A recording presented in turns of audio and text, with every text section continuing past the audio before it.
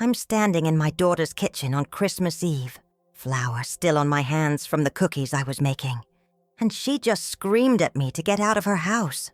My house, the house I bought 34 years ago with my husband's life insurance money, the house where I raised her, the house I let her move into 6 years ago when her marriage fell apart and she had nowhere else to go.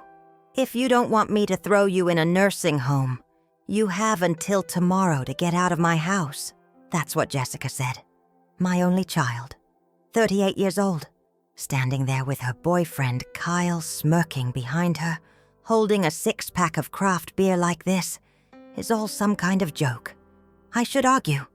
I should remind her whose name is on the deed. I should tell her that paying utilities and buying groceries doesn't make you the owner of a house. But I don't say any of that. I just untie my apron, set it on the counter next to the unfinished cookies, and walk upstairs to pack my things. She doesn't follow me. She doesn't apologize. I hear her laugh downstairs. I hear the pop of a champagne cork. They're celebrating. It's 11 p.m. when I carry my suitcase out to my car. The snow is coming down hard, and Jessica doesn't even come to the door. I drive away from the house where I've lived for 3 decades, where my husband died 8 years ago, where I thought I'd spend the rest of my life. I drive north into the mountains with nowhere specific to go, and my phone already buzzing with calls I'm not going to answer. What Jessica doesn't know is that 3 days ago, I met with my attorney. What she doesn't know is that the house was never hers. It's always been in my name, only my name. And tomorrow morning, Christmas morning, a sheriff's deputy is going to knock on her door and hand her an eviction notice. She'll have 30 days to get out. But that's not the worst part. The worst part is what she's going to discover when she reads that notice. The house isn't just mine, or it was, until I signed the transfer papers. I've given it away, not to another family member, not sold it. Given it away to a Catholic charity that provides housing for abused women, the Sisters of Mercy Housing Trust. My lawyer processed everything while Jessica was at work, planning her perfect Christmas with Kyle, probably already mentally redecorating the rooms and getting rid of my old junk. She's going to call me tomorrow. She's going to scream and cry and beg. She's going to tell me I can't do this, that she has rights, that I'm a terrible mother. And I'm not going to answer. Not right away. Maybe not for days. I'm done. I'm done being treated like I'm in the way. Done being made to feel like a burden in the house I own. Done listening to her complain about my decorations, my furniture, my memories of her father. Done watching her boyfriend freeload off utilities I pay while she acts like she's doing me a favor by letting me stay. The thing is, I never wanted it to come to this. For months, I've been swallowing her comments. Her eye rolls when I suggest we go to church. Her sighs when I mention her father. Her complaints that the house is too old-fashioned, too cluttered with the past. I kept thinking she was just stressed, just healing from her divorce, just needed time. But last week, she told Kyle she wanted to knock down the wall between the kitchen and dining room. She wanted to get rid of my grandmother's china cabinet. She talked about updating the house like it was already hers, like I was already gone. That's when I called David Chen, my attorney. That's when I made the appointment. That's when I decided that if she wanted me gone so badly, she could have exactly what she wished for. Just not the way she expected. I know what people will say. That I'm cruel. That I'm punishing my daughter for one bad night. That family should forgive, but they weren't there for the past 6 years. They didn't hear the constant criticism. They didn't feel the contempt in every conversation. They didn't watch their child turn into someone unrecognizable, someone entitled and bitter and mean. And they don't know what it's like to realize that your kindness has become permission, that your patience has become acceptance of the unacceptable, that by always being there, always forgiving, always making excuses, you've taught someone that they can treat you however they want without consequences. So yes, tomorrow morning Jessica is going to get the shock of her life. She's going to discover that the house she thought was hers never was. That the mother she thought she could push around has a spine after all. That actions have consequences, even at Christmas. I'm driving up a dark mountain road in a snowstorm, 71 years old, with 2 suitcases and a box of photos, and nowhere permanent to live. My daughter is at home drinking champagne and planning her future in a house that no longer belongs to either of us. And in about 12 hours, her entire world is going to collapse. Part of me feels guilty. Part of me wonders if I'm making a mistake. Part of me wants to turn the car around, go back, pretend tonight never happened. But the bigger part of me knows I'm doing the right thing. The necessary thing. The thing my husband Robert would have told me to do years ago if he were still alive. Because sometimes love means letting go. Sometimes it means letting someone fall. Sometimes it means refusing to be a doormat, even for your own child, even at Christmas, even when it breaks your heart. Jessica is about to learn that lesson, the hard way, and I'm about to learn whether I have the strength to let her. The question is, what happens next? Does she learn from this? Does she crumble? Do we ever speak again? Does she realize what she's lost, or does she just hate me forever? I don't know the answers, but I'm about to find out. And so is she. The smell of cinnamon and pine filled the house on Maple Street, but it couldn't mask the bitterness that had been building for months. I stood at the kitchen counter, my hands dusted with flour, rolling out dough for the sugar cookies Robert and I used to make every Christmas Eve. Through the window above the sink, I could see the snow beginning to fall. Those fat, lazy flakes that made Burlington look like a snow globe someone had just shaken. The streetlights were coming on, casting amber pools across the white lawns of our neighbors' houses. The Hendersons had their inflatable Santa already sagging in their front yard. The Chens had wrapped their maple tree in white lights that blinked in patient rhythm. I was 71 years old, and I'd lived in this house for 34 years. I knew every creak in the floorboards, every draft that snuck through the window frames in January, every place where the afternoon sun hit just right to warm the hardwood. This was my home, mine and Robert's. Even though he'd been gone for 8 years, I still felt him here, in the carved wooden cross hanging in the hallway, in the way the porch steps groaned under weight, in the smell of old spice that sometimes, impossibly, drifted through the upstairs bathroom. Mom, are you seriously making those disgusting cookies again? Jessica's voice cut through my thoughts like a knife through butter. I didn't turn around. I kept my hands moving, pressing the star-shaped cutter into the dough, lifting each cookie carefully onto the baking sheet. They're tradition, I said quietly. Your father loved them. Yeah, well, Dad's not here anymore, is he? I felt the words land in my chest, heavy and cold. I set down the cookie cutter and finally turned to face her. Jessica stood in the doorway between the kitchen and the living room, arms crossed, wearing the cashmere sweater I'd bought her for her birthday in October. Her dark hair was pulled back in a messy bun, and her face had that pinched look it got when she was spoiling for a fight. She was 38 years old, my only child, and lately it seemed like every conversation we had was a minefield. Jessica, it's Christmas Eve, I said, keeping my voice level. Can we please just have one peaceful evening? She laughed, a sharp, mirthless sound. Peaceful? You want peaceful. Maybe I'd have some peace if I didn't have to tiptoe around this museum you've turned the house into. Dad's tools are still in the garage. His coats are still in the hall closet. His reading glasses are on the nightstand in your room. It's like living in a mausoleum. I wiped my hands on my apron, the red and white checked one Robert had given me as a joke 20 years ago, because he said it made me look like a 1950s housewife. This is my house, Jessica. Those are my things to keep. Your house? She stepped into the kitchen, her voice rising. I've lived here for 6 years, Mom. 6 years. I pay the utilities. I buy the groceries. I mow the lawn. When exactly does it become our house? I could feel my pulse quickening. We'd had versions of this conversation before, but never with this edge, never with this venom. You moved in after your divorce because you needed help. I offered you a place to stay while you got back on your feet. That doesn't make you the owner. Oh, here we go. Jessica threw her hands up. The great Saint Lorraine, reminding me how much I owe her. You know what? I'm tired of it. I'm tired of walking on eggshells. I'm tired of living in this shrine to a man who's been dead for almost a decade. And I'm really tired of you acting like you're doing me some huge favor by letting me live in a house that's way too big for one old woman anyway. The words hung in the air between us.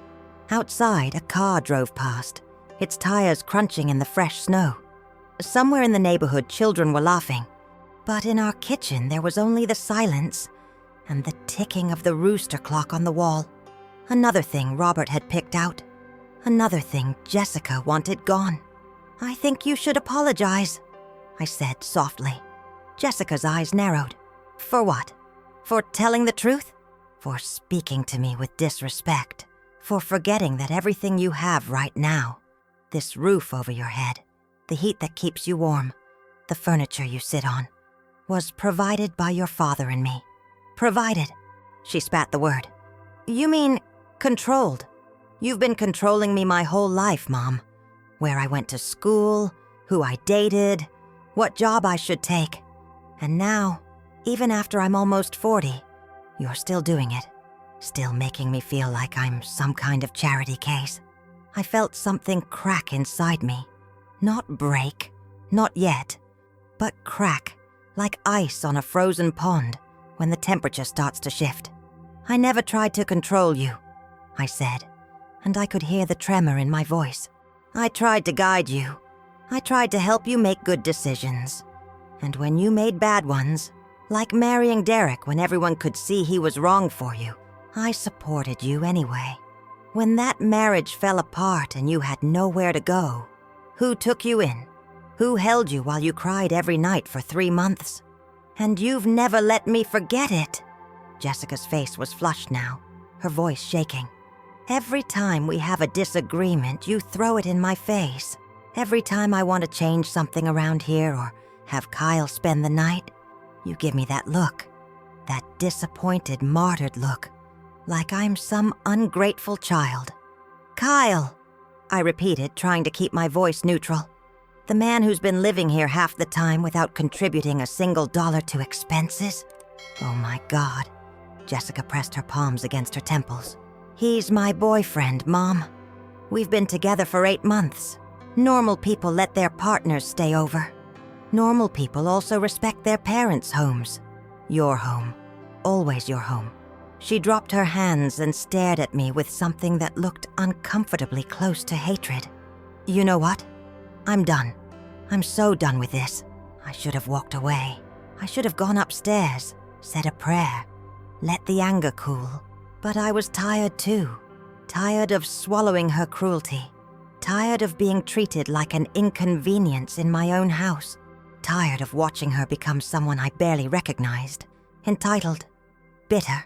Selfish. Then maybe you should move out, I said. The words surprised both of us. Jessica's mouth opened, then closed. For a moment, something flickered across her face. Hurt, maybe. Or fear. But then it hardened into fury. Maybe I should, she said. Or maybe you should. Ever think about that? Maybe it's time for you to move into one of those nice retirement communities. Sterling Meadows just opened up on Route 7. They've got bingo on Tuesdays and everything.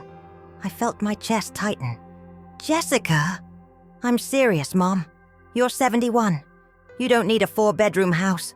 You can barely climb the stairs without getting winded. What are you going to do when you fall and break a hip? Lie there for 3 days until I find you? That's not fair. Fair? She laughed again, that terrible sound. You want to talk about fair? Fair would be me getting to live my life without a constant babysitter. Fair would be me getting to make my own decisions in my own space. This isn't your space, I said, and I heard the edge in my voice now, sharp and cold. This is my house. My name is on the deed.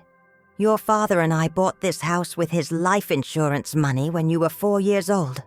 We raised you here. We loved you here. And when you needed help, I opened my door. But that doesn't give you the right to treat me like I'm in your way." Jessica's jaw clenched. Behind her, I heard the front door open and close. Kyle's voice called out, "Babe, you home?" He appeared in the doorway, stamping snow off his boots. Kyle Brennan was 35, worked in marketing for a craft brewery downtown, and had the kind of easy confidence that came from never having experienced real hardship. He wore a North Face jacket and carried a six-pack of some IPA with a name like Existential Dread or Hoppy Ending. "Hey, Mrs. Pruitt," he said, giving me that boyish grin that probably worked on most people. "Smells good in here." "We're having a conversation," Jessica said sharply. Kyle's smile faltered. He looked between us, reading the temperature. Should I?" "No," Jessica said. "Stay." She turned back to me, and I saw the decision crystallizing in her eyes. "Actually, Mom, Kyle and I have been talking. We want to take the house in a different direction. More modern, less cluttered. We're thinking about knocking out the wall between the kitchen and the dining room, opening up the space, maybe getting rid of some of the old furniture." I stared at her. "You want to renovate my house? It makes sense," Kyle chimed in, oblivious to the danger. "Open concept is huge right now.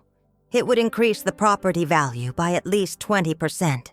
And honestly, Mrs. Pruitt, some of this stuff is pretty dated. That china cabinet in the dining room was my grandmother's," I said quietly.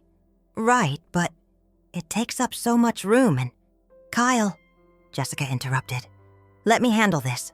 She looked at me, and her voice dropped into something colder, something final. "Mom, I'm going to be direct. This living situation isn't working anymore. You're miserable. I'm miserable. We're making each other miserable. So here's what's going to happen. Kyle and I are going to spend Christmas together, alone. And you're going to start looking at other options. Assisted living, a condo, something smaller, more manageable. Because this," she gestured around the kitchen, at the cookies, at the rooster clock, at everything. "This isn't sustainable." I felt something inside me go very still. "You're kicking me out. I'm suggesting a change that would be better for everyone. You're kicking me out of my own house. It's not just your house anymore, Mom. I've lived here for 6 years. I've put work into this place. I've earned some say." "You've paid utilities," I said, and my voice was steady now, calm. "You've bought groceries. You've mowed the lawn. That's called contributing to a household. It's not the same as ownership." Jessica's face twisted. "You know what? Fine. You want to play the ownership card? Then pay me rent. $600 a month starting January. Utilities not included." I almost laughed. "Rent? You want me to pay you rent to live in my own house? If it's your house, prove it. Otherwise, maybe you should reconsider your options." Kyle shifted uncomfortably. "Jess, maybe we should—" "Stay out of it, Kyle." Jessica's eyes never left mine. "What's it going to be, Mom? Are you going to start acting like a tenant, or are you going to find somewhere else to live?" The words hung between us like a blade. Outside, the snow was falling harder now, piling up on the windowsills, covering the world in white. I thought about Robert. I thought about the day we first walked through this house, how he'd lifted me over the threshold, even though we'd been married for 10 years already, how we'd laughed. I thought about Jessica, as a little girl, running through these rooms, playing hide and seek, begging for one more story before bed. I thought about who my daughter used to be, and who she'd become. "Get out," Jessica said suddenly. Her voice was shaking. "If you're not going to respect that I live here too, if you're going to keep throwing your ownership in my face, then get out. Pack your things and get out." "Jessica," Kyle put a hand on her shoulder. "Come on, it's Christmas Eve. Let's just—" She shrugged him off. "I mean it, Mom. I'm done walking on eggshells. I'm done living in a museum. I'm done being treated like a guest in my own home. So here's the deal. If you don't want me to throw you in a nursing home, you have until tomorrow to get out of my house." The kitchen went silent. Even the rooster clock seemed to stop ticking.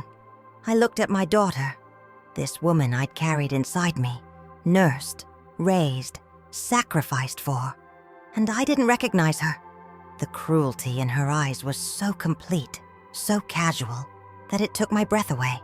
I untied my apron, folded it carefully, and set it on the counter next to the unfinished cookies. "All right," I said quietly. Jessica blinked. "What?" "All right, I'll leave." I walked past her, past Kyle with his useless six-pack and his useless mouth hanging open. I climbed the stairs slowly, one hand on the railing, and I didn't look back.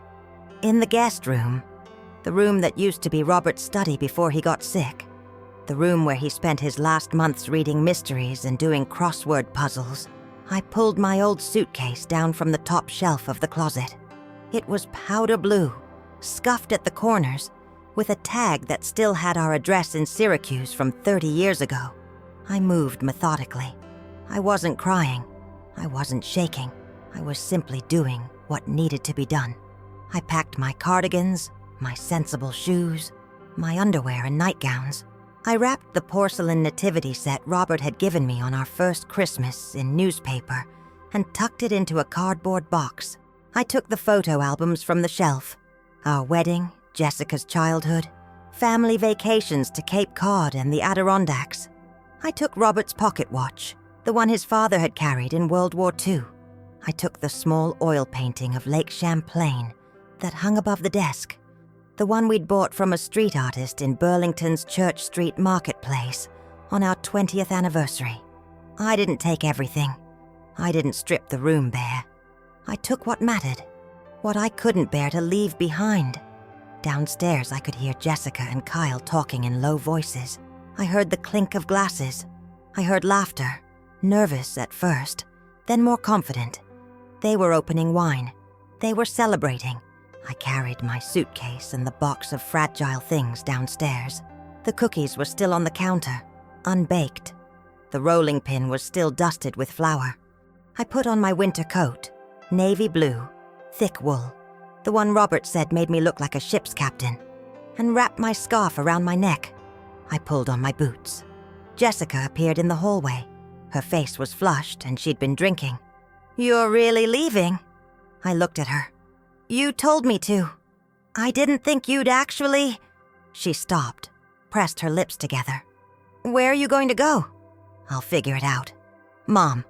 Her voice softened slightly, and for a second I saw a glimpse of the girl she used to be.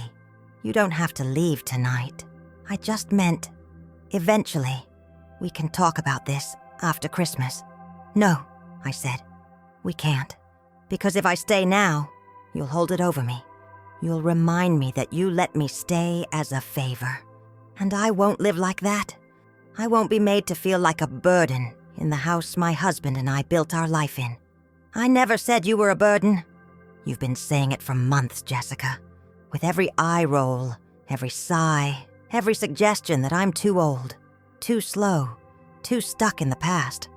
You've been saying it without words. And tonight, you finally said it out loud." I picked up my suitcase. "I hope you and Kyle are very happy here. I hope you knock down all the walls and throw out all the old furniture. I hope you make it exactly what you want." "Mom. Merry Christmas, Jessica." I walked out the front door into the snow. It was coming down in sheets now, thick and wet, already accumulating on the walkway. My car was parked at the curb, and I had to brush 6 inches off the windshield before I could see to drive. My hands were shaking now, not from anger, but from the cold, and from something deeper, from the sudden terrible freedom of having nothing left to lose. I loaded my things into the trunk. I got behind the wheel. I started the engine and waited for the heat to kick in. Through the windshield, I could see the house, my house, glowing warm and golden in the darkness. I could see the Christmas tree in the front window, the lights twinkling. I could see Jessica's silhouette moving past the upstairs window. The radio came on automatically, preset to the local classical station. They were playing Christmas music. Oh, holy night. Fall on your knees. Oh, hear the angel voices. I put the car in drive and pulled away from the curb. I didn't look back. I drove north on Route 89, following the path of the Winooski River as it wound through the hills. The roads were slick but passable, and traffic was light. Most people were already home, safe with their families, drinking eggnog and wrapping last-minute presents. I passed the exit for Waterbury, where the Ben & Jerry's factory stood dark and closed for the holiday. I passed the exit for Stowe, where tourists flocked for the skiing and the cozy lodges with their massive fireplaces. I kept driving until I reached the turnoff for Mountain Road, a winding two-lane that climbed up into the Green Mountains. I'd made a reservation weeks ago, not because I'd planned for this, not because I'd known what Jessica would do, but because I'd been feeling restless, feeling like something had to change, even if I didn't know what. The cabin was called Birch Haven, and it belonged to a man named Tom Whitaker, who rented it out through one of those websites. He'd left a key under the mat and instructions in an email. Make yourself at home. Firewood stacked on the porch. If you need anything, call. Merry Christmas. I parked in the narrow driveway and carried my things inside. The cabin was small. Just one bedroom, a main room with a kitchenette and a stone fireplace, and a bathroom with a clawfoot tub. But it was clean and warm, and through the windows I could see nothing but trees and snow and darkness. I set my suitcase on the bed and unpacked the nativity set, arranging it carefully on the mantel. Mary and Joseph, the baby Jesus, the shepherds and wise men. The pieces were hand-painted, each one a tiny work of art. Robert had bought them at a church bazaar the year we were married, before we had money for anything fancy. I built a fire, which took longer than it should have because my hands were stiff and my mind was elsewhere. But eventually the kindling caught, and the flames spread to the logs, and the room filled with warmth and the smell of burning pine. I made tea, Earl Grey, with honey, and sat in the armchair by the fire. Outside, the snow continued to fall. Inside, the fire crackled and popped. I was alone, completely alone. No Jessica, no Kyle, no demands, no cruelty.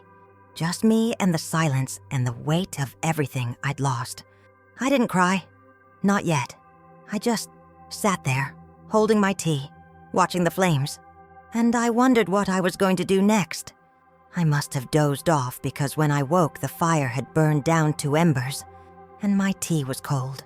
The clock on the wall said it was just past midnight. Christmas Day. My phone was buzzing. I picked it up and saw Jessica's name flashing on the screen. I let it go to voicemail. It buzzed again immediately. Another call. I declined it. A text came through. Mom, where are you? I'm worried. Then another. I didn't mean for you to actually leave tonight. It's Christmas. Then, please call me back. I turned the phone face down on the side table and added another log to the fire. The flames leapt up, hungry and bright. I thought about Jessica's face when she'd told me to get out. I thought about the casual cruelty of it, the ease with which she'd discarded me. I thought about Robert and what he would say if he were here. He'd always been better at confrontation than I was, better at drawing lines and holding them. Lorraine, he used to tell me, love isn't the same as being a doormat.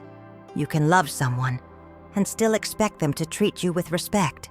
I'd spent years trying to earn Jessica's love, trying to be patient, to be understanding, to give her space to heal from her divorce and find herself. But somewhere along the way, my patience had become permission. My understanding had become acceptance of the unacceptable. And Jessica had learned that she could treat me however she wanted, and I would always be there. Always forgive. Always make excuses. Not anymore. The phone buzzed again. I ignored it. Instead, I opened my laptop and checked my email. There was a message from David Chen, my attorney. David and his husband Paul lived 3 houses down from me on Maple Street. We'd been neighbors for 15 years and friends for almost as long. David had handled Robert's will, and more recently, he'd been helping me with some estate planning. His email was brief. "Lorraine, everything's filed and processed. The transfer documents will be delivered tomorrow morning. Merry Christmas. And call me if you need anything. David." I closed the laptop and stared into the fire. Tomorrow morning, Jessica was going to get a very unpleasant surprise, and I wasn't going to feel guilty about it. Not this time. I woke to sunlight streaming through the cabin windows and the sound of my phone vibrating insistently on the nightstand. For a moment, I didn't remember where I was. Then it all came rushing back. Jessica's face twisted with anger, the snow falling as I packed my car, the long drive up the mountain. Christmas morning, and I was alone in a stranger's cabin. I reached for my phone. 12 missed calls, 23 text messages, all from Jessica. The most recent one sent at 7:43 a.m. Read, "Mom, call me right now. This is an emergency." I set the phone down without responding and got out of bed. My body ached. My knees, my lower back, the places where age had settled in like unwelcome house guests. I shuffled to the bathroom, washed my face, looked at myself in the mirror. I looked older than I felt. Lines around my eyes, gray hair that I'd stopped dyeing 2 years ago, skin that had lost its elasticity. But my eyes were clear, clearer than they'd been in months. I made coffee in the small kitchenette and stood at the window, watching the morning light turn the snow-covered pines into something almost holy. The world was silent except for the occasional whisper of snow sliding off branches. No cars, no voices, just peace. My phone rang again. "Jessica!" I let it go to voicemail.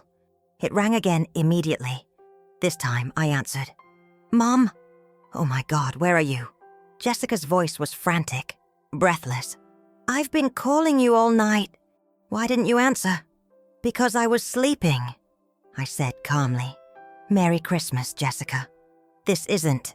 Mom, something's happened. Something really bad. A sheriff's deputy came to the house this morning. He had papers, an eviction notice. He said I have 30 days to vacate the property." Her voice cracked. "Mom, I don't understand.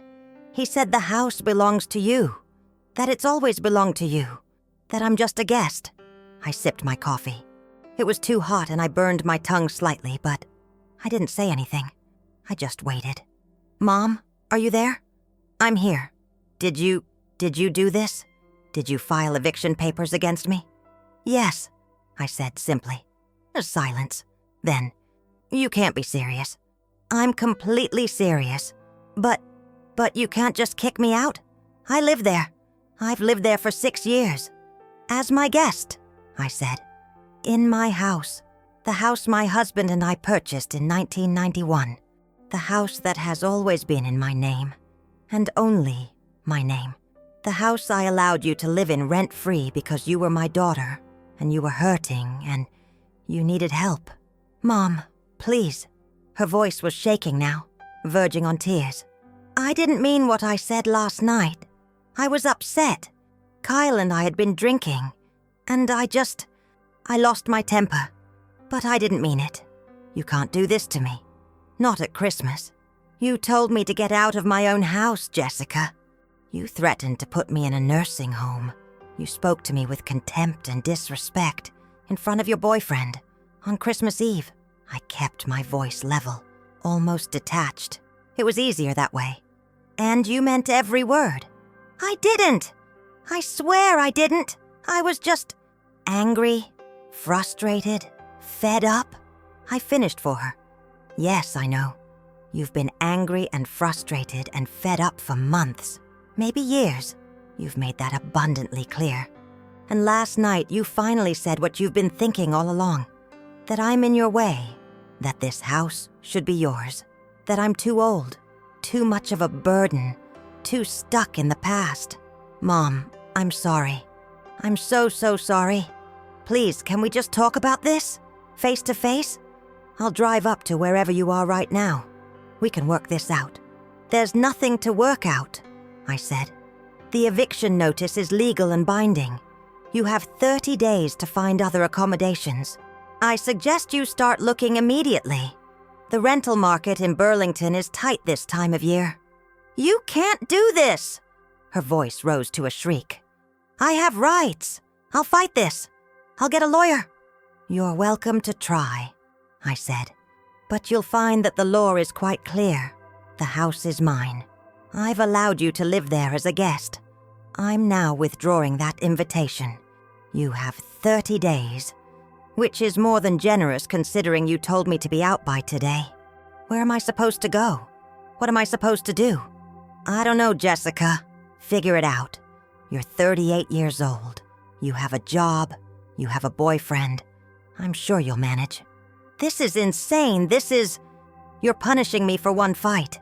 One bad night. That's not fair.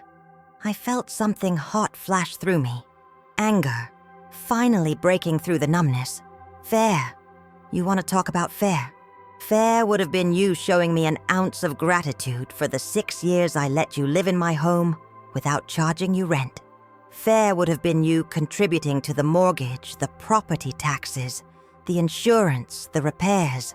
Fair would have been you treating me with respect instead of like an inconvenient old woman who was cluttering up your space. I did contribute. I paid utilities. I bought groceries. You paid for the services you used while living in a house you didn't own. That's not contribution, Jessica. That's basic decency. And even that, you resented. She was crying now, full sobs that made her words come out in gasps. Mom, please, I'm begging you, don't do this. I'll change. I'll be better. I'll treat you better. Just please, please don't kick me out.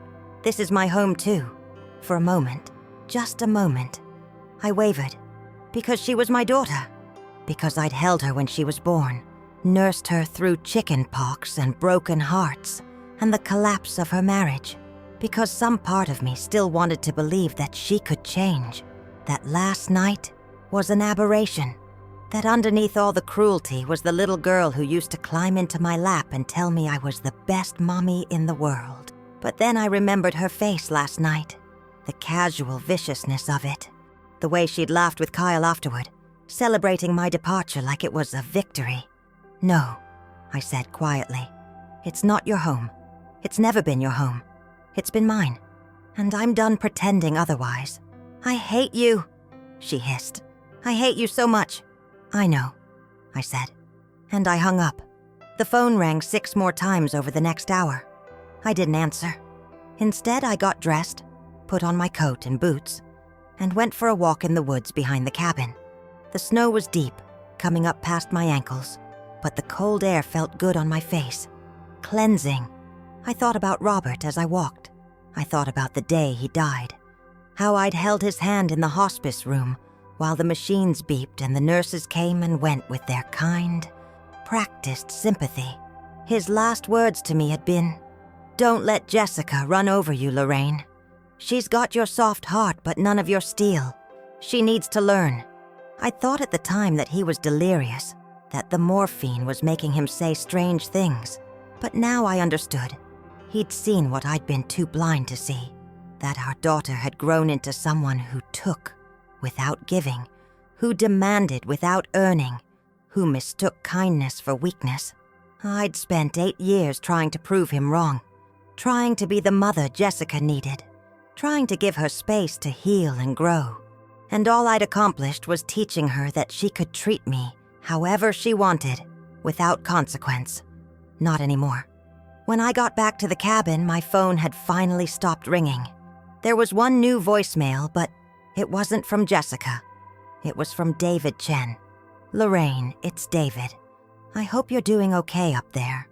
I just wanted to let you know that the papers were delivered this morning, right on schedule. Jessica's probably called you by now. If you need legal backup, you know I'm here. Also, and I probably shouldn't tell you this, but Paul and I were watching from our window when the deputy showed up." Jessica answered the door in her bathrobe. "And you should have seen her face when she read that notice. Paul said it was like watching someone's entire worldview shatter in real time." He paused. You did the right thing, Lorraine. I know it doesn't feel like it right now, but you did. Call me if you need anything. Merry Christmas. I saved the message and sat down at the small table by the window. I opened my laptop and checked my email. There was a message from Father Michael at St. Anthony's, the parish where Robert and I had been members for 30 years. He'd heard I wouldn't be at Christmas Mass and wanted to make sure I was all right. I wrote back a brief reply. I'm fine, Father. Just taking some time to myself. I'll be in touch after the new year. There was also an email from Sister Margaret at the Sisters of Mercy Housing Trust, the organization to which I'd signed over the house. She thanked me for my extraordinary generosity and assured me that the property would be put to good use, helping women in crisis find stable housing. She invited me to visit the facility and meet some of the women whose lives would be changed by my donation. I closed the laptop and stared out the window at the snow-covered trees. The enormity of what I'd done was starting to sink in. I'd given away my house, the house where I'd raised my daughter, the house where my husband had died, the house that held every memory of my adult life, and I felt lighter. Not happy, exactly. Not triumphant, but lighter. Like I'd been carrying a weight I didn't know was there, and now it was gone. Jessica called again that evening, just as the sun was setting behind the mountains. This time her voice was different, flat, defeated. Mom, I talked to a lawyer. He said you're within your rights, that there's nothing I can do. I know, I said. He also said. She paused and I could hear her breathing, ragged and uneven. He said you transferred the house to some charity, the Sisters of Mercy. Is that true? Yes. Another long silence, then. So even if I could afford to buy it from you, I can't, because you've already given it away. That's correct. Why? Her voice broke on the word. Why would you do that? Why not just sell it to me? Or put it in a trust or something? Why give it to strangers? I looked out at the darkening sky, at the first stars beginning to appear. Because the Sisters of Mercy will use it to help women who are actually in need. Women who are fleeing abuse. Women who have nowhere else to go. Women who will appreciate the gift instead of treating it like an entitlement. So this is about punishing me. No, Jessica. This is about me finally understanding that I can't help you by continuing to enable you. I can't make you a better person by shielding you from the consequences of your choices. All I can do is step back and let you figure it out for yourself. I'm your daughter, she whispered. How can you abandon me like this? I'm not abandoning you. I'm setting a boundary. There's a difference. It doesn't feel different. It feels like you're choosing strangers over me.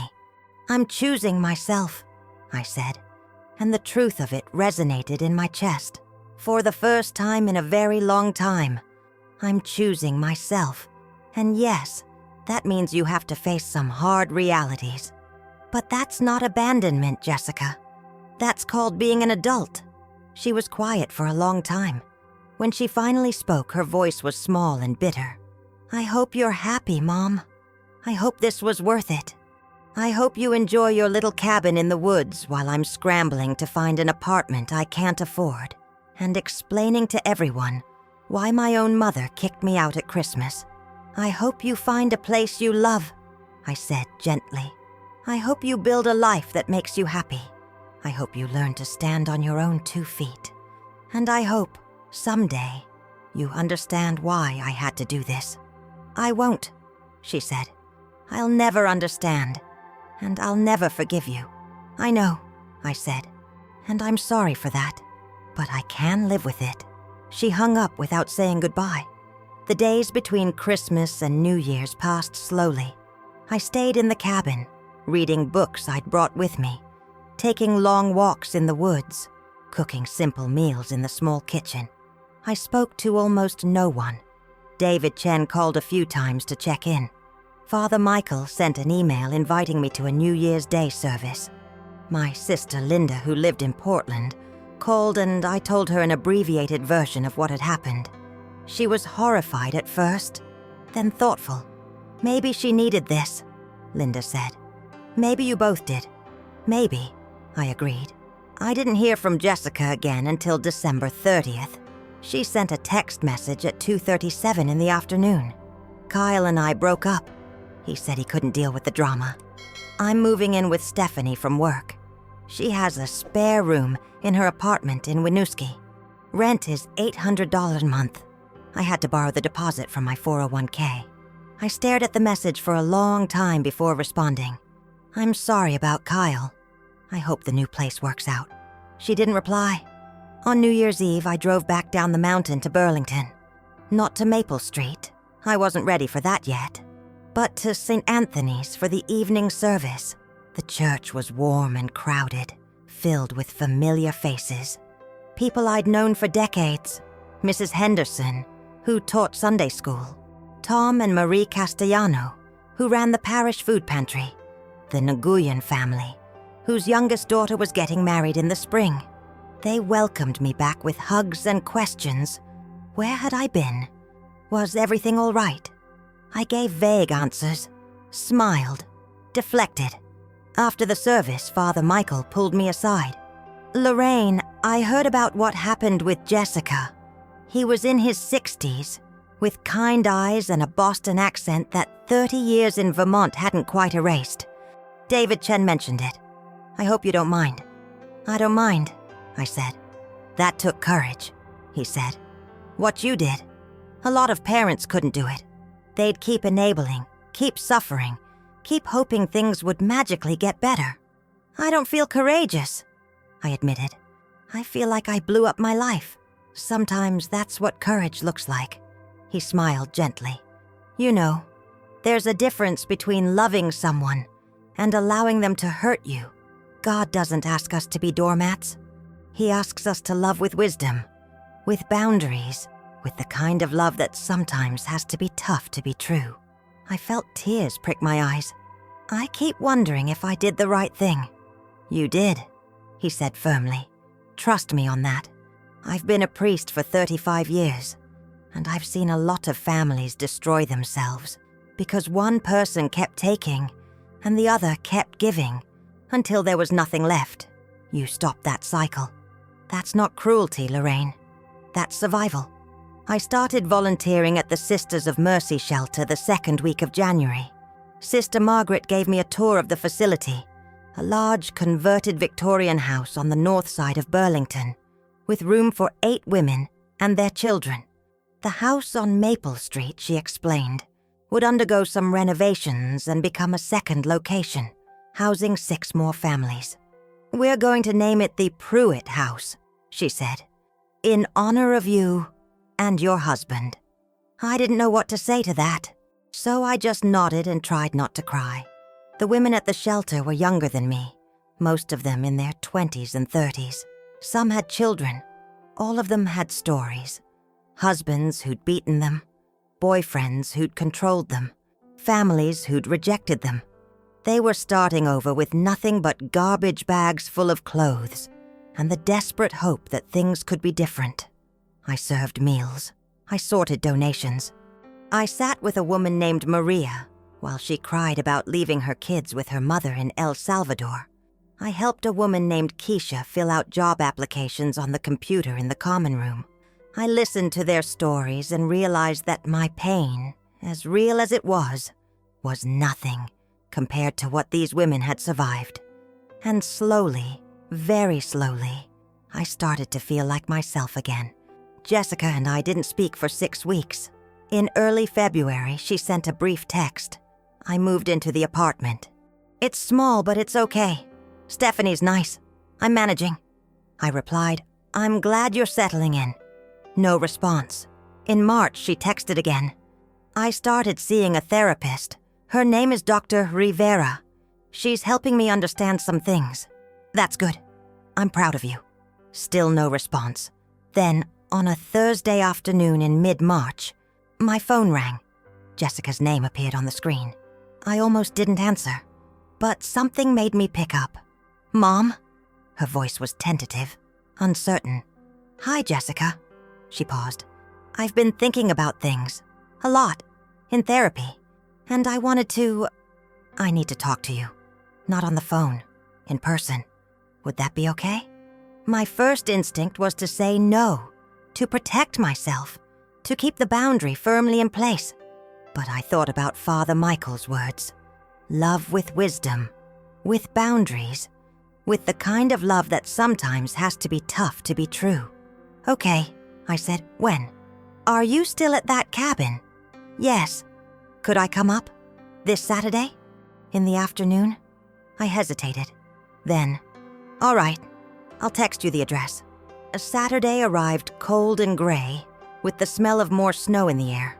I spent the morning cleaning the cabin, making it presentable, even though Jessica had seen it in worse states. I baked cookies. Not the Christmas sugar cookies, but oatmeal raisin, her favorite when she was a child. She arrived at 2 o'clock driving a Subaru I didn't recognize. Later, she'd tell me it was Stephanie's, that she'd sold her BMW because she couldn't afford the payments. She got out of the car slowly, like she was approaching something dangerous. She looked different. Thinner, tired. Her hair was pulled back in a simple ponytail, and she wasn't wearing makeup. She looked younger somehow, more vulnerable. I opened the door before she could knock. "Hi," she said. "Hi." We stood there for a moment, not quite knowing what to do. Then she stepped inside, and I closed the door behind her. She looked around the cabin, at the simple furniture, the fire burning in the hearth, the nativity set still on the mantel, even though it was March. "It's nice," she said quietly. "Peaceful." "It is. I brought you something." She held out a small wrapped package. "It's not much, but I wanted you to have it." I took the package and unwrapped it carefully. Inside was a frame, and inside the frame was a photo I hadn't seen in years. Jessica, at 6 years old, sitting on Robert's shoulders, both of them laughing at something off camera. We'd taken it at a 4th of July parade in Burlington, and I'd forgotten it existed. "Where did you find this?" I asked, my voice thick. "It was in one of the photo albums. The ones you took with you. I found a copy in my old room when I was packing up my stuff." She looked at the floor. "I wanted you to know that I remember. I remember being happy. I remember loving you. I remember when things were good." I set the frame down carefully on the table and gestured toward the armchair. "Sit, please." I made coffee and cookies. "Oatmeal raisin?" A ghost of a smile touched her lips. "Yes." We sat. I poured coffee. We ate cookies in silence for a few minutes, and it felt almost normal, almost like it used to be. Finally, Jessica spoke. "Doctor, Rivera says I have a lot of unresolved anger about Dad's death, about my divorce, about feeling like my life didn't turn out the way I expected." She wrapped her hands around her coffee mug.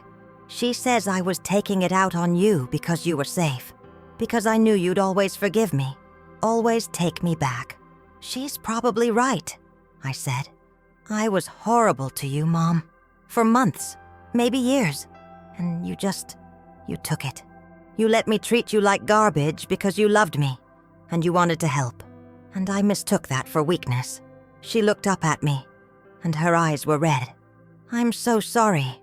For all of it. For what I said on Christmas Eve. For how I treated you. For taking you for granted." I felt tears building in my own eyes, but I held them back. "I appreciate the apology.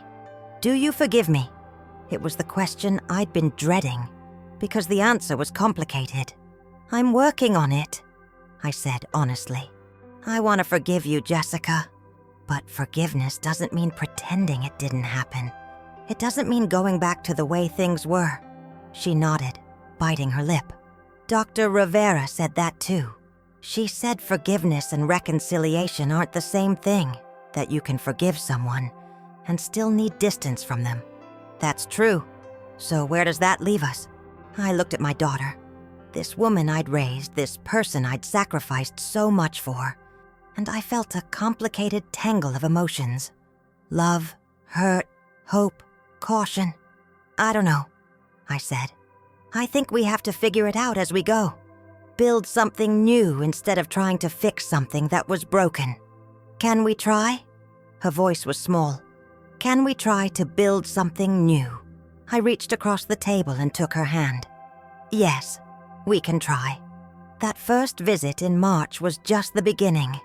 Jessica didn't stay long, maybe 2 hours, and when she left, we hugged awkwardly at the door like distant relatives at a funeral. But it was something. A starting point. A single stitch in a wound that would take a long time to heal. She came back 2 weeks later, and then again 3 weeks after that. Each visit was a little less stiff, a little more honest. We talked about small things at first. Her job at the dental office, my volunteer work at the shelter, the weather. We avoided the big topics, the painful ones, like miners avoiding a shaft that might collapse. But slowly, carefully, we started to go deeper. "Dr. Rivera asked me when I started resenting you," Jessica said one Saturday in April. We were sitting on the cabin's small porch, watching the snow melt and listening to the first birds returning from wherever they'd spent the winter. I couldn't answer at first, but then I realized it was after Dad died, when you didn't fall apart.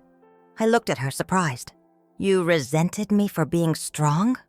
"I resented you for seeming fine, for going to church and volunteering and just continuing, like he hadn't mattered that much, like his death was just another thing to get through." She picked at a loose thread on her jacket. "I was drowning, Mom. My marriage was falling apart. I'd just lost my dad, and you seemed so composed, so together, and I hated you for it." I felt something shift in my chest. "Jessica, I wasn't fine. I was barely holding on. I cried myself to sleep every night for a year. But you were hurting so much, and I thought you needed me to be strong. I thought if I fell apart too, there'd be no one to hold things together. I didn't need you to be strong," she said quietly.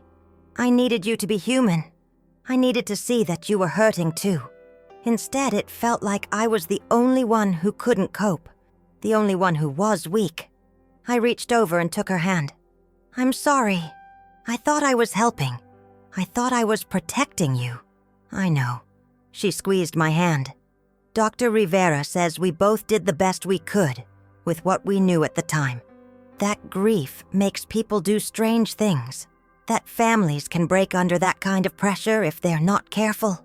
We sat in silence for a while, holding hands, watching the mountain shadows lengthen across the valley. "I miss him," Jessica said finally. "Me too. Do you think he'd be disappointed in me for how I treated you?" I thought about Robert, his directness, his high standards, his unwillingness to accept excuses. "Yes," I said honestly. "But he'd also be proud that you're trying to do better now, that you're facing it instead of running from it." She nodded, wiping her eyes with her free hand. "I want to make things right, Mom. I don't know how, but I want to try." "You already are," I said. In May, the renovations on the Pruitt house were completed. Sister Margaret invited me to the dedication ceremony, and I asked Jessica if she wanted to come with me. She hesitated at first. I could see the conflict on her face, the shame of knowing that this house, which would help so many people, existed because of what she'd done. But finally, she agreed. We drove down the mountain together on a warm Sunday afternoon. The house looked different than I remembered. The exterior had been repainted a cheerful yellow. The front garden had been landscaped with tulips and daffodils. There was a wheelchair ramp leading up to the porch and a new sign by the door. The Pruitt House, a Sisters of Mercy Transitional Living Center.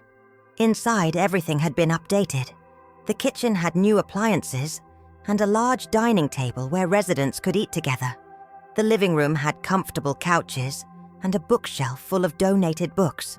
Upstairs, there were 6 bedrooms, each simply furnished but clean and welcoming. Jessica walked through the rooms silently. I watched her face, trying to read what she was feeling. When we reached what used to be her bedroom, she stopped in the doorway. It was now home to a young mother named Tasha and her 2-year-old daughter. The walls were painted a soft green, and there were toys scattered across the floor. Blocks, stuffed animals, picture books. "This was my room," Jessica said softly. Tasha looked up from where she was sitting on the floor with her daughter. She was maybe 25, with tired eyes and a wary expression. "Oh, sorry about the mess. Kayla's at that age where she wants to play with everything at once." "It's okay," Jessica said. "It looks good like this. Lived in. Happy." Tasha smiled, a small, uncertain smile. "We've been here 2 weeks. It's the first place I've lived where I didn't have to be afraid. Where Kayla could just be a kid without..." She stopped, glanced at me, seemed to decide we were safe. "Without her father showing up drunk at 3 a.m, banging on the door." Jessica's expression shifted. "I'm glad you're here," she said. "I'm glad this place exists for you." When we left, Jessica was quiet. We drove back up the mountain in silence until finally, she said, "That could have been me." "What do you mean?" "If Derek had been different, if he'd been violent instead of just selfish, if I hadn't had you to fall back on, I could have ended up in a place like that, scared and alone with nowhere to go." She looked out the window. "And instead, I got to live in that house, rent-free for 6 years, and I treated you like garbage for it." "Jessica!" "No, I need to say this. I need to acknowledge it. I had everything, Mom. A safe place to live, a parent who loved me, financial security, and I acted like it was all owed to me. Like you were the problem." She turned to look at me. "Those women at the shelter, they've lost everything, and they're grateful for a simple room with a door that locks. And I had a whole house, and all I could do was complain that it wasn't modern enough." I didn't know what to say, so I just reached over and squeezed her shoulder. "I want to volunteer there," she said suddenly. "At the Pruitt house, if they'll have me. I want to do something useful, something that matters. I think that would be wonderful," I said. Summer came to the mountains in a rush of green and warmth.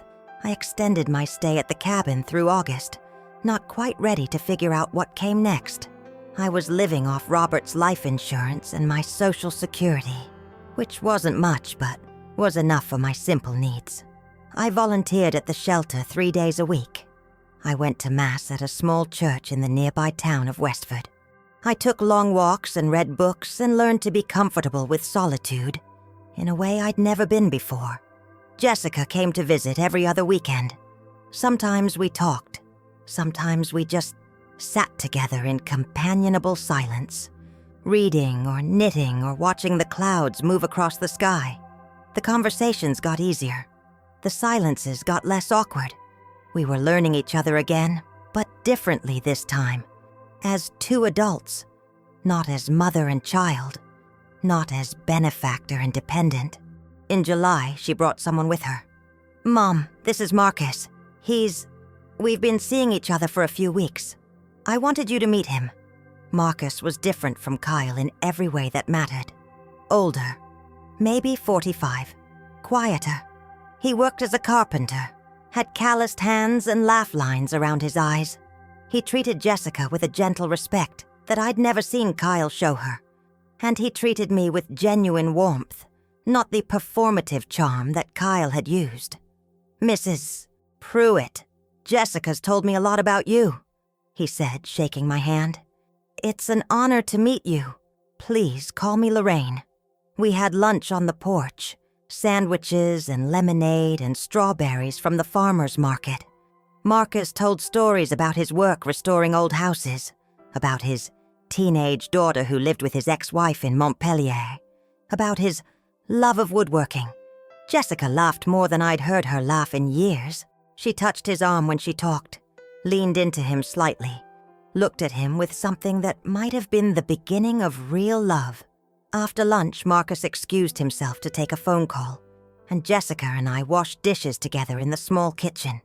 "He seems like a good man," I said. "He is." She dried a plate carefully, He's been through hard things. His marriage ended badly. He struggled with drinking for a while. Went to AA, got sober. He's not perfect, but he's honest about his flaws. He doesn't pretend to be something he's not. That's important. Yeah. She was quiet for a moment. Dr. Rivera says I have a pattern of choosing men who let me stay in a victim role. Derek was neglectful, so I got to be the wronged wife. Kyle was immature, so I got to be the responsible one who had to manage everything. But Marcus, he doesn't let me do that. He calls me out when I'm being unfair or when I'm making excuses. And instead of resenting it, I think I needed it. I smiled. Your father would have liked him. You think so? I know so. Dad always said the measure of a man isn't what he says when things are easy. It's what he does when things are hard. Marcus has done the hard work. That counts for something. Jessica set down the dish towel and turned to face me. Mom, I need to tell you something. My stomach clenched. Okay, I'm leaving Burlington. Marcus got offered a job in White River Junction, running a restoration company there. It's a good opportunity. More money, more interesting projects. And I want to go with him. I found a job opening at a dental practice there. I applied and they want to interview me. I felt a complicated mix of emotions. Relief that she was moving forward with her life. Sadness at the increased distance. Pride that she was making a choice for positive reasons, not running away from negative ones. That sounds wonderful, honey. You're not upset? Why would I be upset? You're building a life. That's what you're supposed to do. After everything that happened, I thought maybe you'd want me closer, so we could keep working on things. I dried my hands and took both of hers. Jessica, we'll always be working on things. That's what families do. But you don't need to stay close to me to prove anything. You need to live your life, follow opportunities, build something with Marcus if that's what you want. We'll figure out the rest. She hugged me then. A real hug. Tight and long. The kind we used to give each other before everything got broken. I love you, Mom. I know I don't say it enough, but I do. I love you too, I whispered into her hair. I always have, even when it was hard. In September, I made a decision. I called David Chen and asked him to help me find a small house in Burlington. Nothing fancy, just a 2-bedroom place where I could be close to the shelter and the church and the life I'd built over 3 decades. He found me a cottage near Lake Champlain, walking distance from downtown, with a small garden and a view of the water. I moved in on a crisp October morning, when the leaves were turning and the air smelled like wood smoke and possibility. Jessica and Marcus drove up from White River Junction to help me unpack.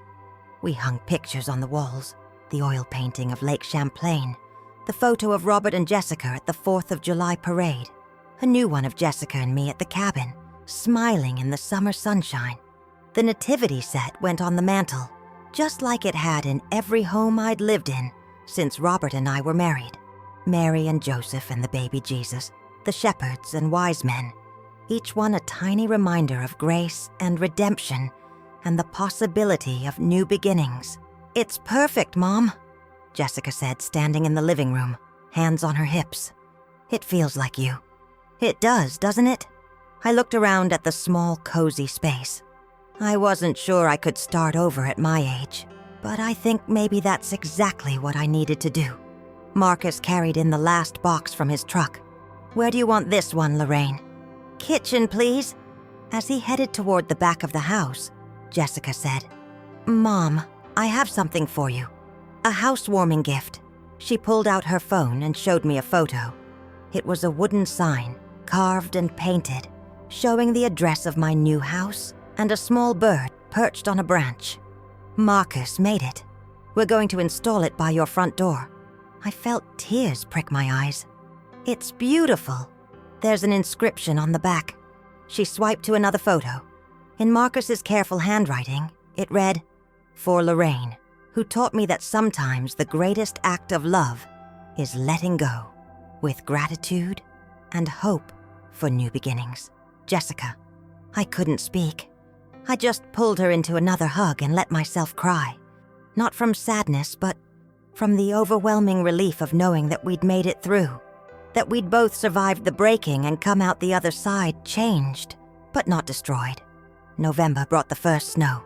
I woke one morning to find the world transformed, white and silent and clean. I made coffee and stood at the kitchen window, watching the flakes fall on the lake, thinking about everything that had happened in the past year. A year ago, I'd been living in a house that wasn't really mine anymore, enduring daily cruelty from a daughter who'd forgotten how to be grateful. A year ago, I'd felt trapped, invisible, reduced to the role of caretaker and scapegoat. Now I was here, in this small cottage, with a life that was entirely my own. I volunteered at the shelter 5 days a week now, had dinner regularly with Father Michael and the Chens, attended book club at the library. On Thursday nights, I'd joined a quilting circle at church and was working on a blanket for Tasha's daughter, Kayla. I had friends, purpose, peace, and I had Jessica, in a new way. Not living in my house, not depending on me for everything, but choosing to be in my life because she wanted to, not because she had to. She called every Sunday evening. She and Marcus came to visit once a month. She was doing well at her new job, talking about going back to school for dental hygiene certification, building a life that was hers. My phone buzzed with a text. Jessica, first snow up there too? It's beautiful. Miss you? Let's plan Thanksgiving soon? I smiled and typed back, yes and yes. Come here or I come there. We'll come to you. Marcus wants to try your pot roast recipe, and I want to see your new place in the snow. Perfect. I'll make pie. Love you, Mom. Love you too, honey. I set down the phone and went back to watching the snow. Somewhere in the neighborhood, children were laughing, building a snowman. Somewhere church bells were ringing. Somewhere life was continuing in its messy, beautiful, complicated way. I thought about what Father Michael had said that night at church. You can love someone and still need distance from them. God doesn't ask us to be doormats. He asks us to love with wisdom, with boundaries, with the kind of love that sometimes has to be tough to be true. For so many years, I'd believed that being a good mother meant absorbing everything Jessica threw at me, meant sacrificing my own dignity and peace for her comfort, meant loving without limits or consequences. But I'd been wrong. That wasn't love. That was fear. Fear of her anger, fear of her rejection, fear of being alone. Real love, I'd learned, sometimes meant saying no, meant drawing a line, meant walking away even when it hurt. Real love meant respecting myself enough to demand respect in return. It meant understanding that I couldn't save Jessica from herself, that she had to do that work on her own. And she was doing it. Slowly, imperfectly, but genuinely. She was becoming someone I could be proud of again. Someone who took responsibility for her choices. Someone who understood that grace wasn't earned, but that gratitude was still required. Someone who was learning, as I had learned, that the hardest roads often led to the most important destinations. Thanksgiving arrived cold and clear. Jessica and Marcus drove up on Wednesday evening, their car loaded with pies and wine and the enormous turkey that Marcus had brined himself.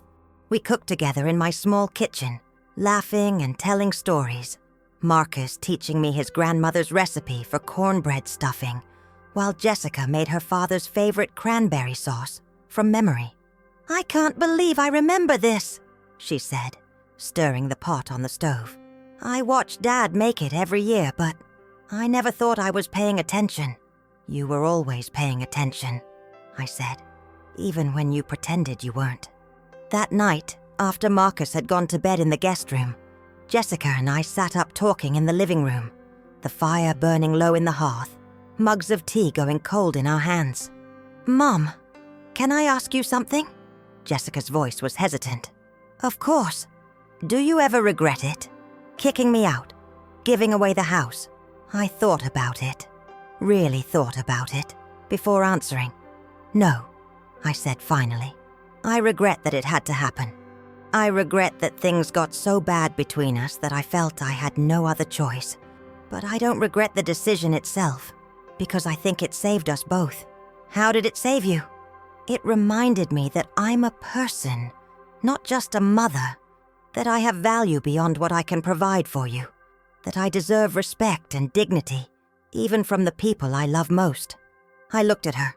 "And I think it saved you by forcing you to grow up, to face consequences, to realize that love isn't unconditional tolerance, that relationships require mutual respect."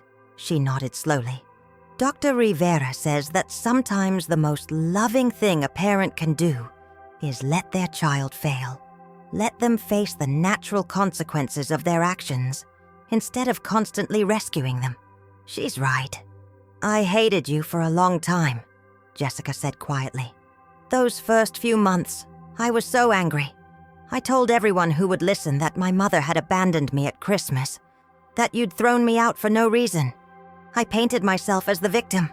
I know. But then, I don't know exactly when it shifted. I started to see things differently, started to see how I'd treated you, how entitled I'd been, how cruel." She wiped her eyes. "And I realized that you hadn't abandoned me. You just stopped letting me abuse you. There's a difference."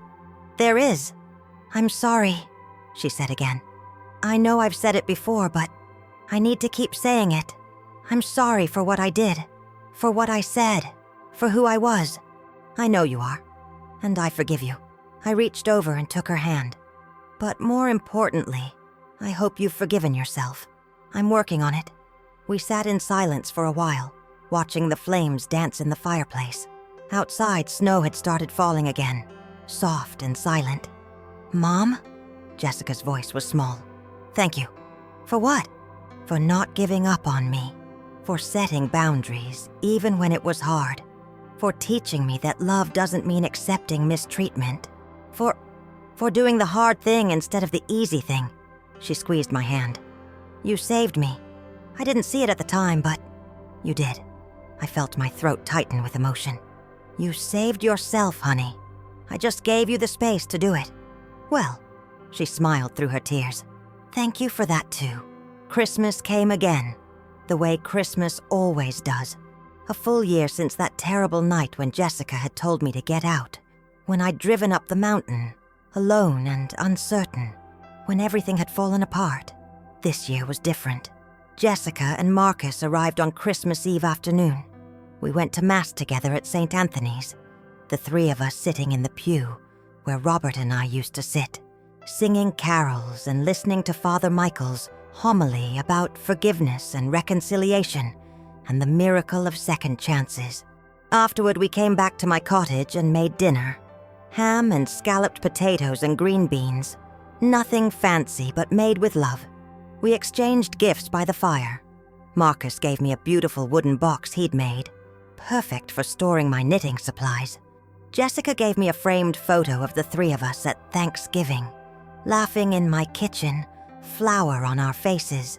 I gave them a quilt I'd made, blue and white and silver, the colors of winter, with their initials embroidered in the corner. "Mom, it's beautiful," Jessica breathed, running her hands over the careful stitches. "Something to keep you warm," I said simply. As the evening wound down and Marcus dozed on the couch, Jessica and I stood together at the kitchen window, looking out at the snow falling on the lake. "I'm happy," Jessica said suddenly. "Really happy. For the first time in years. I'm glad," I said. "You deserve to be happy. So do you." She looked at me. "Are you? Happy?" I thought about my small cottage, my volunteer work, my quiet life. I thought about the women at the shelter whose lives were being changed by the house I'd given up. I thought about the friendships I'd deepened, the independence I'd claimed, the peace I'd found. I thought about Jessica standing next to me, whole and healthy and trying, really trying, to be better. "Yes," I said. "I think I am." She leaned her head on my shoulder, the way she used to when she was small. "Merry Christmas, Mom." Merry Christmas, sweetheart. Outside, the snow continued to fall, covering the world in white, covering the past, making everything clean and new. And in the window, I could see our reflection. Mother and daughter standing together, still imperfect, still healing but no longer broken, still together, but in a new way, a healthier way, a way built on respect and boundaries and the kind of love that was tough enough to be true. And that, I thought, was the greatest gift of all. Epilogue. 2 years later, I stood in the garden of the Pruitt house on a warm June afternoon, watching Jessica cut the ribbon for the new edition. She was 5 months pregnant, her belly just starting to show under her sundress. Marcus standing beside her with his hand on the small of her back. The edition would house 4 more families. 14 women and children total would now have a safe place to land, to heal, to begin again. Sister Margaret had asked Jessica to do the honors, and Jessica had cried when she'd said yes. This house, Jessica said to the small crowd gathered on the lawn, represents a lot of things to me. It represents my mother's extraordinary generosity. It represents her strength and her wisdom. But mostly, it represents the truth that sometimes the most loving thing we can do for someone is to let them face the consequences of their choices, to stop enabling, to stop rescuing, to love them enough to let them fall, and then figure out how to stand back up.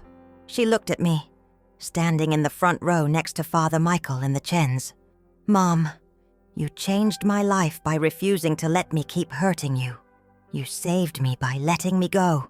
And now, because of that, because of this house, dozens of women will get the chance to save themselves too. That's your legacy, and I'm so proud to be your daughter. I couldn't speak. I just smiled and wiped my eyes and clapped with everyone else as Jessica cut the ribbon, and the crowd cheered. Later, after the ceremony, after the tours and the refreshments and the photographs, Jessica and I stood together in the garden, just the 2 of us, looking up at the house that used to be mine. Your father would be so proud, I said. Of the house? Of you. She took my hand. I'm going to name the baby after him, if it's a boy. Robert Marcus. We decided last night. My breath caught. Really? Really. Marcus loves the name. And I want my child to know about the grandfather he'll never meet. I want to tell him stories about Dad's kindness and his integrity and his woodworking and his terrible jokes. I want to pass that on. He would have loved that, I whispered. I know. She paused. And Mom, I want you to be there when the baby comes, in the delivery room. I want you to be one of the first people to hold him. I would be honored. We stood there for a long time, mother and daughter, grandmother-to-be and expectant mother, bound together by blood and love and all the hard lessons we'd learned along the way. The journey from that terrible Christmas Eve to this beautiful June afternoon had been long and painful. There had been tears and therapy and countless difficult conversations. There had been setbacks and misunderstandings and moments when I'd wondered if we'd ever find our way back to each other. But we had. Not to where we'd been before. That place was gone forever, and good riddance. But to somewhere new, somewhere better, somewhere built on honesty and respect, and the understanding that love, real love, requires boundaries and accountability, and the courage to do the hard thing. I looked at Jessica, at her hand resting on her growing belly, at the woman she'd become, and I felt something I hadn't felt in years. Hope. Not the desperate, fragile hope that things might magically get better, but the solid, earned hope that comes from doing the work and seeing the results. The hope that comes from knowing that broken things can be mended, that lost people can be found, that even the hardest roads can lead home. Thank you, I said softly.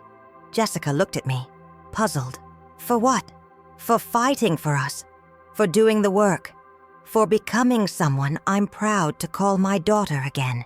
She squeezed my hand. Thank you for not giving up on me, even when I gave you every reason to. Never, I said. I'll never give up on you, but I also won't let you hurt me. Not anymore. We're equals now, partners in this family, and that's how it should be. That's how it should be, she agreed. In the house behind us, I could hear children laughing, women talking, the sounds of life and hope and new beginnings. The Pruitt house, a place of transformation, a place where women learned that they were worth more than what others had told them, that they could start over, that they deserved safety and dignity and respect, just like I had learned, just like Jessica had learned. And somewhere, I thought, Robert was smiling, proud of the house, proud of the women it would help, but mostly, I hoped, proud of the two of us, his wife and his daughter, for finally figuring out how to love each other well. The wind picked up, rustling the leaves of the maple trees, carrying with it the smell of fresh-cut grass and roses from the garden. Jessica leaned her head on my shoulder, and I wrapped my arm around her, and we stood there together as the afternoon sun turned everything golden. Mother and daughter, broken and mended, lost and found. Home. If you don't want me to throw you in a nursing home, you have until tomorrow to get out of my house, my daughter shouted on Christmas Eve. I just packed my things and left.